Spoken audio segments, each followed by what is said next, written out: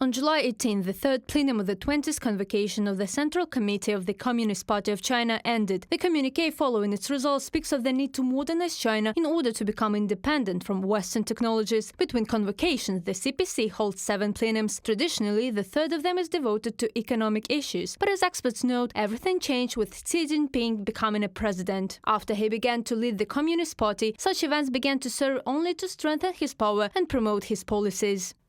In the face of the complex and confusing international and domestic situation, the new round of scientific and technological revolution and industrial transformation, and the new expectations of the masses, we need to consciously give more prominence to reform and continue to comprehensively deepen it in close connection with advancing China's modernization.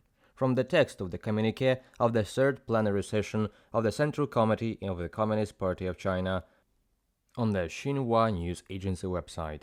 Beijing is getting closer and closer to Moscow. In early July, Xi Jinping met with Putin at the Shanghai Cooperation Organization summit, where the Kremlin had said that relations between the countries were going through their best times. Also, on the first day of the opening of the NATO summit in Washington, July 9th, Beijing held joint military exercises with Moscow in the south of China. In addition, the alliance recognized China as a decisive factor that contributes to Russia's war against Ukraine. Experts say that by pursuing self-sufficiency in technology and rapprochement with Moscow, China is building up its forces for a future confrontation with the West.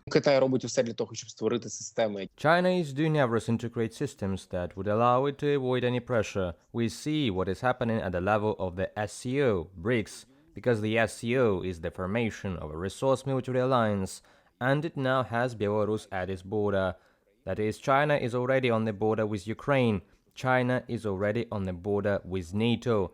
And the fact that NATO historically recognized China in its declaration as a key factor in the Russian war against Ukraine is an absolutely fundamental shift in the security system in Europe and the world as a whole. Another aspect of the tense relationship between the West and China is Taiwan. On July 11th, Taiwan's Ministry of Defense announced China's growing military presence around the island. And the head of the European Commission, Ursula von der Leyen, said that preventing the seizure of the island would be one of the directions of EU foreign policy in the coming years. The Indo-Pacific has become a decisive region for the world's future. Building on our existing strategy, we will deepen our engagement with our partners in the region. This includes our collective efforts to deploy the full range of our combined statecraft to deter China from unilaterally changing the status quo by military means, particularly over Taiwan. Ursula von der Leyen, President of the European Commission.